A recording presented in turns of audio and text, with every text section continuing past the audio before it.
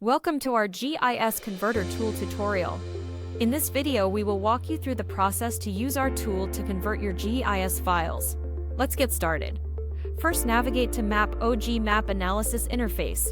Click on the Process Data option in header to click Converter Tool option. You can see Converter Tool has successfully opened in right side of the screen. Here, user can drag or drop the data or browse it. Here I am clicking the Browse option and selecting the GML data. Then click on Upload button. After a few moments of uploading, choose the output file format from drop-down like TopoJSON.